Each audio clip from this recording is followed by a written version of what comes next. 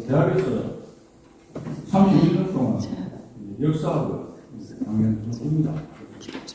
최근에는 신화를 공부를 해봤어요. 국기념관이 서 있지 않습니까? 이승만 박수인 기념관 서울에 없는데 지금 한복판에 국기념관이 있습니다. 그렇게 하면서 우리 국민들로 하여금 물질적 폭력 속에서 잃어버린 역사에 대한 것을 다시 환기시키고 있습니다. 여러분들도 성경책을 많이 보셨겠지만 우리나라 근현대사, 건국의 아픔이라든가 6.25라든가 그 근대화의 그 뒤안길에 대해서는 영화를 봤다든가 역사책에 다시 스스로가 공부를 하는 것은 많은 세월이 지나갔습니다. 금토일에는 그 노래자랑 10대 청소년까지 동원돼가지고 복면가왕 누가 1등이냐 몇 점이냐 해서 모든 사람 국민들이 몰빵되고 지하철 가면은 20대, 10대, 20대가 사람들이 어떤 말든지 스마트폰으로 뭐가 급한지 보면 만화라든가 이런 거 보고 있습니다. 그래서 대한민국이 어디로 가는가 그런 생각을 하게 됩니다. 오늘날의 물질적 풍요라는 것은 해방 이후에 분단에서 건국, 산업화, 민주화 이러한 그 70년 동안에 이뤘던 것은 전체 설계사에서 전무후무한 기록입니다.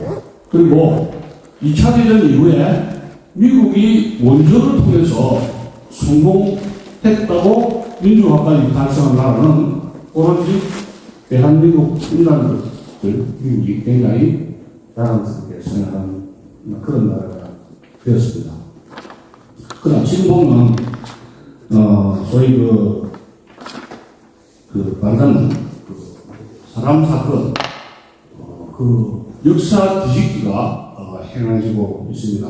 그 역사 뒤집기에는 역사 전쟁에서 승리한 좌익들이 나무라 후예들이 다시 법률 전쟁을 통해서 1인당 1억에서 9천만 원이라는 대보상을 하는 그런 의있는 역사의 현실에 우리는 직면하고 있는 것입니다. 자, 그렇다면 그 당시에 이 역사 사상은 원래 1948년 미군정 시절에 말하는 폭동을 일으켜서 미군정이 반란하고 50총선거에 건국을 방해하고 그리고 총선거를 방해하면서 건국을 방해했던 반란 그리고 48년 8월 이후 건국 이후에는 선전포고까지 했던 대한민국의 선전포고까지 했던 그런 폭동과 반란의 세력이었던 겁니다.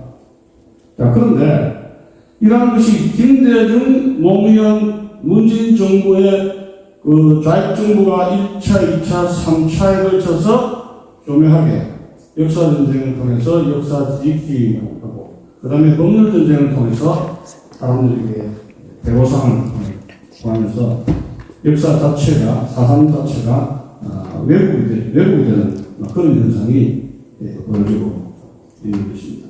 그러나 제 자신도 한 5년 전까지 대학에 졸업 2년째 할 때까지는 제주도라는 것은 관광하는 곳이었지 우리나라 건국에 대한 치열한 좌우익이 투쟁했다는 것을 저는 가르친 지 오래됐고 저의 관심 밖에 없습니다. 그러다 보니까 어떻게 하다 보니까 다시 사상 연구를 하게 된 것도 이것도 운명이 아닌가 그런 생각을 하게 됩니다. 당시 그 해방에서 제주도가 왜 인구가 약 30만 정도 되었는데 일본에서 그 항일운동 하던 사람들이 제주도로 많이 왔었습니다. 특히 오사카는 제일동포의 하나의 기지촌이 되었는데 그 오사카에는 제일동포 중에서 가장 공산주의자들이 많이 활동했던 그런 곳이었습니다. 거기에 있었던 인물이 바로 이 미군 해방군 사령관이었던 김달삼이라든가 이러한 좌익 공산주의 남노당 세력들이 오사카를 중심으로 거기서 공부를 했는데 귀국하면서 거의 제주도 대구 폭동에 가담을 하고 또 제주도로 들어오게 되었습니다. 자, 그래서 우리가 돌아본다면 제주 4.3의 이 과정을 보면 48년 4월 3일 24개 경찰서에서 12개의 지서가 습격당했습니다. 일방적으로. 그리고 경찰관들 지서 또 그 가족들이 50선거까지 4월 3일부터 5월 10일까지 특히 경찰 가족들까지 무참하게 살해당했다는 말씀을 드리는 것입니다. 그러면 이런 상태에서 지금 이런 상태에서 지금도 이 4.3 보상 특별법을 통과해가지고 지금 보상을 받는 사람들이 한 14,000명 정도 되거든요. 그래서 한 5,000명 더 플러스 되는데, 많은 사람들이 사상자가 났던 이유는 그 해에 12월에 초에 계엄령 발동이 되고 국가보호법이 발동되면서 그게 송영찬 장군이 연전장을 해가지고 소개령을 발동을 했는데 산에 내려오지 않는 사람들이 계속 저항을 하니까 이제 화가 날 거 아닙니까? 피해도 격심해주고 이 문경은 가족들은 무참하게 학살되고 보복 심리가 있죠. 그러면서 상당히 이제 강제 진압을 하게 되었습니다. 그때 산에 올라갔던 그 동료 사람들에게 제주 동료들이 많이 죽었습니다. 제주도는 다른 시와는 달리 공동체의식이 많습니다. 누가 나무당, 삼촌이 나무당이면 내 친구 하고 이렇게 하다 보니까 미군정 보고서에 의하면 70%가 남로당 좌익 세력으로 지금 얽히고 설키고 그런 상태였습니다. 그러니까 미군정도 제주도 경찰을 믿지 못하니까 4.3 폭동이 일어났을 때 충청 남도 북도에서 100명, 200명이 나오고 그 다음에 서청 청년단들을 오게 했던 겁니다. 근데 이런 지금 이 4.3이 그 당시에 제가 배울 때는 요즘 변호사님과 마찬가지로 폭동과 반란이었다는 것이 정설이었는데 김대중 시대에 오면서 예를 들어서 민주주의라는 것은 표가 많지 않습니까? 표가 최고입니다. 민주주의는 법과 진리가 더 중요한 게 뭡니까? 대가리랑 저 사람이 나를 찍느냐 안 찍느냐 떼법이라고 그러죠. 사람들 숫자가 그게 정의가 되는 거예요. 그러면 그 당시에 이 많은 사람들이 송영찬 장군의 연대장 시절에 많은 사람들이 죽어나갔는데 김대중 시절에 처음에 특별법이 발의되면서 억울한 사람, 죽어간 사람들을 어떻게 해주겠다고 시작돼서 억울하게 죽은 사람들을 명예훼손하자 해서 시작이 됐는데 노무현 정부 때 제주 4.3 위원회가 구성이 되고 그 뒤에 이제 조사위원회가 책임을 발행됩니다. 제주 4.3 정부 보고서입니다. 정부가 역사를 새로 쓰겠다는 겁니다. 여러분 아시다시피 조선시대에 편찬 나와서 역사에서 사료를 해가지고 이렇게 하면은 그 왕이 직접 볼 수 있습니까? 없습니까? 그 사료 편찬. 못 보죠?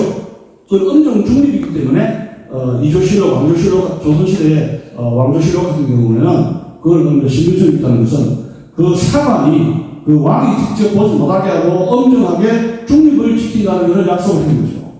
근데 노무현 정부 시절에 정부 4.3 보고서에 나타난 기록에 보면 이미 그 보고서는 한 수명 되는 위원들이 있으면 15에서 17명이 좌측의 인물, 남로당을 동조하는 인물, 즉 말하자면 제주 4.3은 민중의 항쟁 차원에서 봐야 된다. 그들은 통일국가의 꿈을 꾸었다. 제가 교회에 가서 강인한 꿈을 꾸듯이 통일국가의 꿈을 꿨다. 그 통일국가는 뭡니까? 문재인 대통령이 말한 통일정부라는 것은 커뮤니즘, 공산통일을 꿈꿉니다. 인민민주주의 공화국, 박근혜가 주장한 인민민주주의 공화국이 공산통일을 꿈꿨는데 문재인은 싹 빼버립니다. 통일정부를 꿈꿨다. 그리고 일반적인 국민들은 그 참 그 꿈은 아름답네 이럽니다. 박은선의 아름다운 가게, 아름다운 재단이 참 아름다운 신화로 만들듯이 참 아름다운 일들입니다. 아무도 모르는 사람은. 그러니까 민중항쟁은 통합혁명처럼 정부가, 부모가, 기성세대가, 기득권 세력이 나쁘기 때문에 몽둥이를 들고 어쩔 수 없이 몽둥이라든가 칼을 들고 정부의 윗사람에게 대항하는 것이 민중항쟁의 피부고 민중항쟁입니다. 그러면 제주 4.3이 민중항쟁이었는가 하는 겁니다. 여기서 민중항쟁을 주장하는 사람들이 4.3 노무현 정부 시절에 벌써 70%, 80% 이 조사위원들, 그 다음에 집필위원으로 구성이 돼가지고 그 보고서를 쓴 것이 지금 나온 정부 4.3 보고서예요. 그거는 노골적으로 이야기한다면 제가 여러분도 알다시피 이주천 TV에 보면 제주 4.3에 대해서 제가 유튜브를 쫙 해놨는데 거기 보면 민중항쟁의 입장에서 남로당의 입장에서 쓴 것이 노무현 정부 시절의 사람정부 보고서예요. 여러분 그걸 갖다가 제3자가 객관적으로 그것을 인정할 수가 있느냐 이야기입니다. 1947년 3월 1일부터 3일째 기념식이 있습니다. 그 다음에 48년 4.3까지 47년 3일 기념식에서 제주 남로당이 큰 그 집회를 했습니다. 이미 제주도는 그 당시에 47년 3월 경에는 제주도는 좌익에게 남로당에게 완전히 그 장악된 상태였습니다. 지금도 저 민노총이고 간첩이 장악된 그런 식으로 말이죠. 그 수뇌부가 완전히 장악됐단 말이에요. 그래서 거기에서 어떤 그 집회 열고 그 불법 집회를 하고 경찰하고 김학병 경찰하고 충돌해가지고 그걸 이용을 해가지고 이제 그 문제가 생기고 그걸 무시를 해가지고 이제 폭동한 경찰이 그 사람들 잡고 그래서 이제 이제 말하자면 문제가 생겼는데 복잡한 이야기는 없는데 47년부터 48년 49년 이 에스컬레이션 되는 것이 4.3의 문제는 민중항쟁자들은 어떤 생각하냐 어떤 기술이냐 미군적의 포갑 때문에 서북 청년단의 깡패 같은 사람들이 테러를 했기 때문에 이승만 정권이 군경찰의 강경진압 때문에 모든 그 자기 자신들의 그 반란행위를, 폭동행위를 미군 정부가 이승만과 서청, 경찰, 군대에게 뒤집으시는 겁니다. 그런 이름은 뭐예요? 4개의 글자입니다. 내셔널 바이올런스, 폭력, 국가, 네이션즈 바이올런스, 국가 폭력. 여러분, 공권력이 어떤 데모라고 이런 지나가는데 폭력을 말씀이 많습니까? 공권력이 어떤 질서를 치안 유지하면서 총이라든가 칼이라든가 무장을 가지고 이렇게 수습하는 것은 국가는 헌법에 의해서 어떤 사태 질서 내란을 방지하기 위해서 권력을 쓸 수 있도록 하는 것이 헌법에 보장된 것이죠. 그 국가 공권력의 행사예요. 그런데 정부 보고서에서는 국가 폭력이라는 용어로 바꿨습니다. 국가 폭력, 민중항쟁의 진단서. 그래서 이러한 것이 제주 4.3 사건에서 정부 보고서를 해서 이제 그것을 근거로 해서 이번에 4.3의 또 처벌법까지 나왔는데 그건 뭐냐면 정부 보고서에 이의를 제공하는 자는 문제를 제공하는 자는 처벌을 하겠다. 5.18에 대한 처벌법 지상에 요새 5.18 팝술 강의를 몰아줬습니다. 그 처벌법 만든 문제는 5.18에 꽂혀서 번금도 못 그대로 아니고 그러면 이제 4.3도 그렇게 하고 있는데 이런 그 역사를 뒤집는 과정에서 우리가 한번 생각해보자면 이러한 역사가 왜 뒤집어지냐는 것은 여러분도 알다시피 1987년에 여러분들 박원순 씨가 지금 시장이죠. 그런데 역사 문제 연구소를 만듭니다. 그 역사 비평을 하고 잡지, 역사 책들을 많이 발간합니다. 그건 뭐냐면 그런 책을 통해서 30년 이상 동안에 대한민국의 역사는 문제가 많다. 이승만, 박정희 독재자로 선정을 해가지고 많은 저술 역사, 민중항쟁 쪽의 역사 지식이라고 합니다. 피플 파워죠. 민중항쟁, 민중사 입장에서 대한민국의 역사를 새로 써나갑니다. 어마어마한 역사 교사들이 어마어마한 출판하고 저술이 만들어진 겁니다. 그 과정 중에서 뭐가 나옵니까? 제주 4.3 역사가 개조가 되게 돼요. 민중항쟁의 역사로. 그것이 한 30년 지났다고 생각해 보십시오. 저도 내년에 이제 앞으로 몇 년 나중에 무덤에 가야 되는데 그 젊은 세대들이 30년 동안에 역사 문제소에서 이 4.3이라든가 모든 5.18이든지 모든 것은 대모라든가 항쟁이라든가 이승만 전두환 그 정부의 건국 산업화 세력에게 대항했던 남로당을 위시해가지고 민혁당이든지 어떤 세력이든지 이 대한민국에 도전했던 그 세력들을 민주화 유공자라든가 어떻게 민중항쟁자로 배보상을 해가지고 지금 노무현 정부 때는 간첩들 민정을 통해가지고 간첩들이 억울하게 고문을 당했다. 간첩했다 하여튼 고문을 당해서 그 절차가 증거가 없는데 고문을 해가 때렸다. 그렇게 해가지고 몇 억씩 다 줬어요. 그러면 이런 세상이 이런 그 역사 전쟁을 통해서 법률 전쟁으로 이렇게 세팅되는 이유가 뭐냐면 이탈리아의 안토니오 그람시라는 인물이 있었는데 1926년에 이탈리아 공산당의 아버지라는 꼽주인데 이 안토니오 그람시는 감옥에서 11년 동안 있으면서 무솔리니 치안이 있으면서 왜 이탈리아 같은 나라가 공산화가 1917년 볼셰비크 혁명처럼 이 혁명이 공산주의 혁명이 실패를 하느냐 하면서 반문하고 생각했는데 거기에 엄청나게 생각했어요. 공산주의에 대한 알레르기 저 새끼 빼기에 나오면 아예 찍질 않잖아. 지질 않잖아요. 그러면 공산주의가 아름답다 빼기에도 괜찮다는 그런 내수에 힘을 주면 된다. 영화라든가 서적이라든가 교육이라든가 이런 신앙이라든가 목사님 통해서 정치, 경제, 사회 모든 영역에서 Communism is beautiful 아름다운 가게처럼 이런 것을 자꾸 반복해서 해주면 그냥 젖어든다는 겁니다. 트로트도 계속 들으면 그 영화는 그 노래는 좋잖아요. 그러면 이 문화영역에서 30년 동안에 출판해서 역사 방향에서 모든 영역에서 그러한 공산주의에 대한 경계심을 면역성을 없애버리면 이것은 폭동 없이 1917년에 폭동 없이 국민들이 하여금 문재인을 찍듯이 이재명을 찍듯이 그냥 갖다 준다.